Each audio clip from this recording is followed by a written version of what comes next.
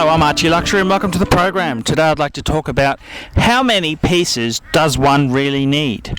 And the reason I want to talk about this, and I've discussed this topic before, is I was communicating with Descartes. That's my good friend from America. He's a great fan of the channel. And I said to him, Descartes, how many pieces do you really need?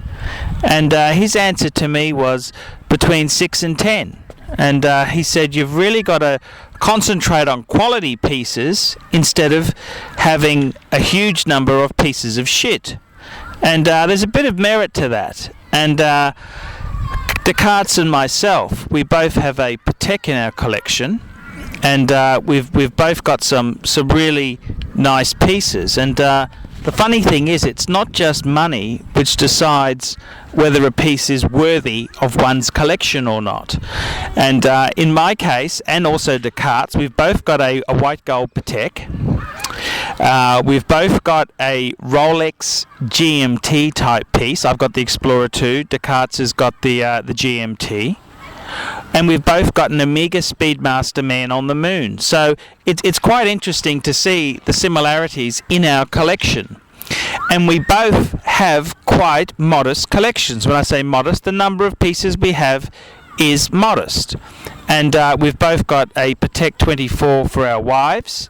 And our wives also have an everyday Rolex. And I think this is quite an interesting question to pose there. How many pieces does one really need? And I admit I've had the stocking filler. That's right, stocking filler.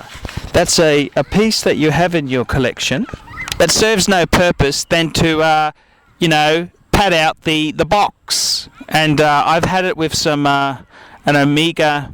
Sorry, I should say I had it with a Cartier Panther, which was quartz, and it really didn't get any wrist time.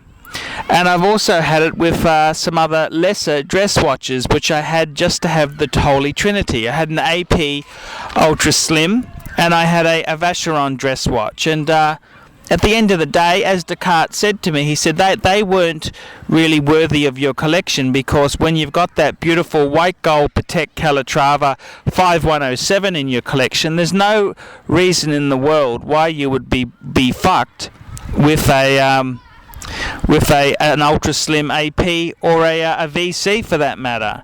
And he's got a point. Descartes has got a very good point there, and it's really, you got to find the perfect number for yourself. And I'm sort of a bit of a serial flipper, but I'm trying to reform myself. I'm trying to keep my pieces that I really love and hold dear to me. And I'm a middle class person. Many people have made nasty comments saying, it's because you're so rich, or it's because you had money. Well, no, I'm average middle class. And I've had to work hard and deceive people to make my money. It didn't fucking come easily. And let me tell you this, when some arsehole's asking for a refund, it takes a lot of balls to tell them to get fucked. But I've got to say this honestly to you, with my collection there, the pieces that I've come to love, they're iconic pieces. I suppose the theme in my collection is iconic pieces. And I don't necessarily have rules. I always believe rules are to be broken. But I try and stay with the white metals, and I try to stay with iconic type pieces. And, I get a lot of pleasure from my Patek Calatrava, my Jaeger-LeCoultre Reverso Grand Date, my Audemars Piguet Royal Oak in steel with the auto machine. And I also get a lot of satisfaction out of the Breguet. But that's not to say I don't love my Omega Speedmaster Man on the Moon or my Rolex Explorer 2. At the moment, I'm in the process of getting rid of some dogs. That's right, stocking filler, box filler. And I'm getting rid of my Cartier Panther Quartz. And also I'm getting rid of my Breitling Super Ocean. It was too heavy. I'm not a sportsman. I hate getting wet, and I just didn't find it as a comfortable sort of watch. I mean, the Breitling, I gave it a try, but but it just didn't cut the mustard. And I've recently joined the Dive Watch Connection, which is a great forum discussing dive watches. So I possibly will be talked into having a diver in my collection, but it's just a matter of working out what diver I want. I think the sub is just too passe, but I think the Blancpain 50 Fathoms could be a contender if I can live with a not so fantastic movement. But I'll research it before I go too far into it there. But the question is, how many pieces does one really need there?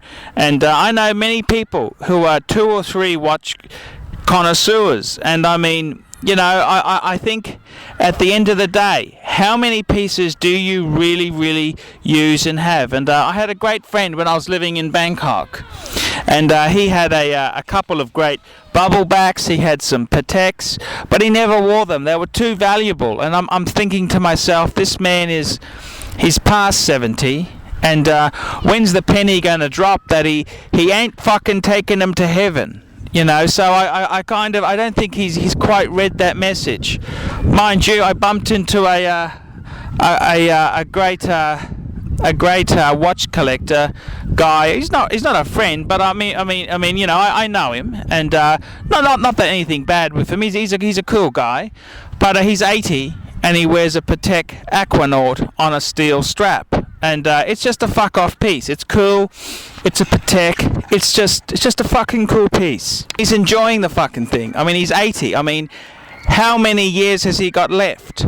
I mean, has he got 5 years? Has he got 2 years? Has he got 20 years? I mean, it's a hard question to say, but he's got his wits about him. He's a lovely guy, and the Aquanaut looks at home on his wrist. He gets enjoyment and satisfaction out of it, and that's a really great thing.